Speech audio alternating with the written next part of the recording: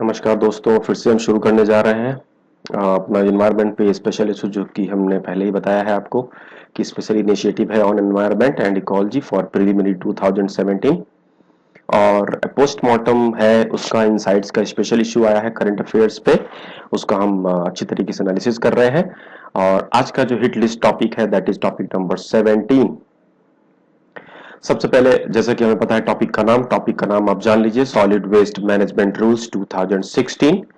और इसमें कुछ बदलाव किया 2016 में, तो इसमें क्वेश्चन आने की संभावना है। तो दो क्वेश्चन हम आज पे डिस्कस करेंगे। Question number one, according to revised solid waste management rules, now the rules will include which of the following.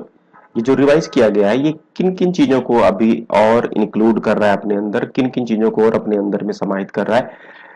वो है areas under the control of Indian railways. क्या ऐसे इंडियन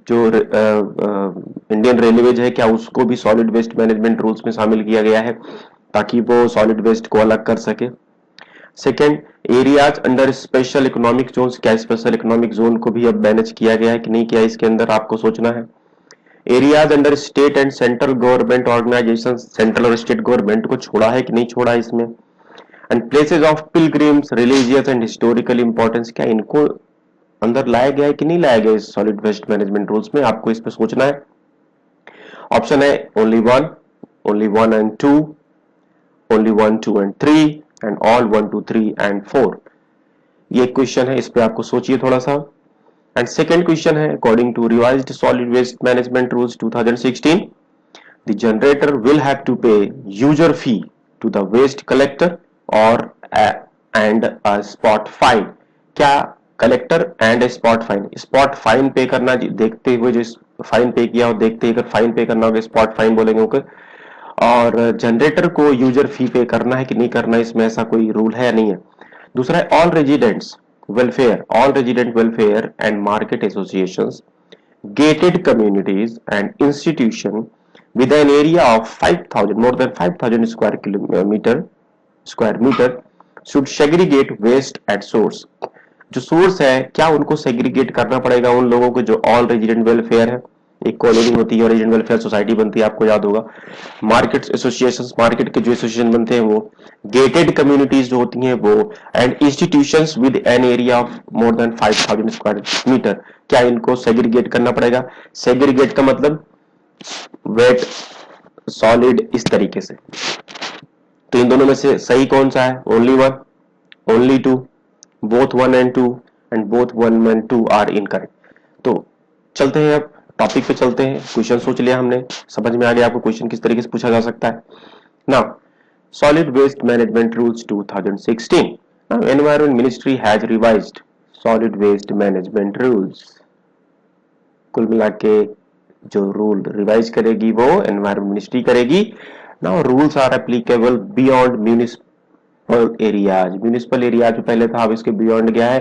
कहाँ गया है एक्सटेंड, किस एरिया में हुआ, अर्बन एग्लोमरेट्स, अर्बन एग्लोमरेशंस। जैसे कि म्यूनिसिपल से जैसे ही हम एरिया को छोड़ते हैं उसको अर्बन एग्लोमरेशन बोलते हैं। सेंसस टाउन्स, जहां पे जनगणना होती है, ऐसे टाउन्स। नोटिफाइड इंडस्ट्रियल टाउनशिप, आप जब लोकल एरिया पढ़ेंगे तो वहां पे ये सारे एरियाज आते हैं, notified industrial townships.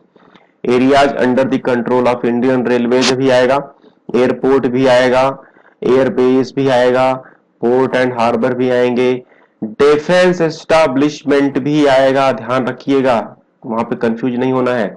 Special economic zone भी आएगा, state and central government organisations भी आएंगे, and places of pilgrims, religious and historical importance, सारे के सारे आ रहे हैं। देखिए आप, यानी कि सबको क्लीन रखना पड़ेगा और सबको सेग्रीगेट करना पड़ेगा।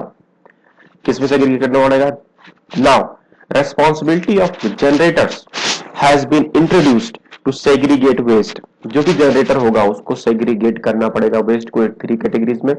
कौन सा, wet, dry and hazardous waste. आपको पता होना चाहिए, बहुत सारे हमारे कन्वेंशन भी हुए हैं, पीओपी, परसिस्टेंट ऑर्गेनिक मटेरियल, बहुत सारे हैजार्डस वेस्ट के लिए बेसल कन्वेंशन हुआ है, रोटरडम कन्वेंशन हुआ है, स्टॉकहोम कन्वेंशन हुआ है, तीन कन्वेंशन हुए हैं जिसमें डिजास्टर जो वेस्ट है इन पे बचने के लिए आपको वो भी दिमाग में रखना है। Now the generator will have to pay user fee to the waste collector and a spot fine for littering and non segregation। अगर वो सेग्रीगेट नहीं करता, अगर वो अलग नहीं करता वेट, ड्राई और हैजार्डस वेस्ट को, तो एक तो यूजर फी तो पे करना है, अगर वो ऐसा देखा गया तो स्पॉट फाइन पे करना पड़ेगा उसको। And the quantum of which will be decided by local body decide करेंगे कितना पे करना है इनको फाइन। एक बात जो इसमें कही गई that is waste pickers and rag pickers, जो कबाड़ी वाले हैं जो कूड़ा करकट इकट्ठा करते हैं, स्टेट गवर्नमेंट को इनको बोला गया है कि उनको फॉर्मल सिस्टम में लेके आए। No person should throw, burn or bury the solid waste generated by him. कोई भी बंदे को जो सॉलिड वेस्ट है उसको बर्न नहीं करना है, उसको बरी नहीं करना है, उसको दफनाना नहीं है, उसको फेंकना नहीं है। जहां स्ट्रीट ओपन स्पेसेस जहां तो बिल्कुल भी नहीं फेंकना है, ना कि वाटर बॉडीज में, ना नाली में, कहीं नहीं फेंकना है उनको अपने एरिया में सेग्रीगेट करके रखना पड़ेगा। All residents welfare and market associations, gated communities and institutions with an area more than 5000 square meter should segregate waste at source। तो जितने भी रेजिडेंट वेलफेयर होंगे, गेटेड कम्युनिटीज होंगी, institutions with more than 5000 square metre होंगे, उनको ये जो segregate करना ही पड़ेगा वेस्ट को। Now the developers of special economic zone, industrial estate, industrial park to earmark at least 5% of total area of the plot or minimum 5 plot sets for recovery and recycling facility। कह रहा है 5% of total area, चाहे वो special economic zone हो, चाहे industrial estate हो, चाहे industrial park हो, उनको 5% एरिया अलग रखना पड़ेगा जहां पे वो रिसाइकलिंग कर सकें सॉलिड वेस्ट की। तो कौन कौन चीजें याद रखनी है आपको? एक तो याद रखनी है कि म्यूनिसिपैलिटी से आगे बढ़ाना है, डिफेंस, स्टेट, सेंट्रल गवर्नमेंट जो ऑर्गेनाइजेशन उनको स्पेशल इकोनॉमिक जोन्स और इवन पिलग्रिम्स जो कि आपके दर्शनीय स्थल है, धार्मिक स्थल है और ऐतिहासिक इंपॉर्टेंस के स्थल है, उन सबको भी डाला गया है। ये भी जिम्मेदारी रिस्पॉन्सिबिलिटी दी गई है, जो बंदा वेस्ट को इकट्ठा करता है वही उसको सेग्रीगेट करेगा 3 कैटेगरी में, वेट, ड्राई और हैजार्डस वेस्ट। यूजर फी देना पड़ेगा और साथ ही स्पॉट फाइन देना पड़ सकता है। वेस्ट पिकर्स और रैक पिकर्स कबाड़ियों को इसमें सम्मिलित करने की भी बात की गई है, और सारे रेजिडेंट जो भी है, मार्केट एसोसिएशन और गेटेड कम्युनिटीज और इंस्टीट्यूशन विद 5000 मीटर से ज्यादा एरिया वाले, उनको वेस्ट को सेग्रीगेट करना ही पड़ेगा। और 5% एरिया उन सबको, जैसे कि स्पेशल इकोनॉमिक जोन हुए, इंडस्ट्रियल स्टेट हुए, इंडस्ट्रियल पार्क हुए, इन सबको 5% अपना एरिया अलग रखना ही पड़ेगा जहां पे रिकवरी हो सके और रिसाइकलिंग हो सके। तो चले अब क्वेश्चन सॉल्व करते हैं। According to revise solid waste management rules, now the rules will include which of the following? Areas under the control of Indian Railways, yes. Areas under the special economic zones, yes. Areas under state and central government organizations, yes. Places of pilgrims, religious and historical important, yes। यानी कि चारों के चारों सही है, option D सही है। Question number 2, according to revised solid waste management rules 2016, the generator will have to pay user fee to the waste collector and a spot fine। बिल्कुल सही, स्पॉट फाइन भी पे करना होगा।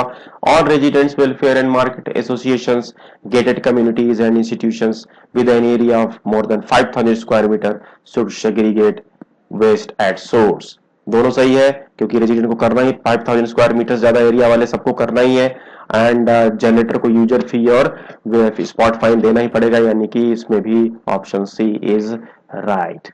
Now thank you very much for watching this video. Please subscribe for complete current affairs preparation for preliminary 2017। Please visit करें हमारी website stepupies.com को, और वहां पे हमारी फ्री टेस्ट सीरीज है, कितनी 25 टेस्ट सीरीज है।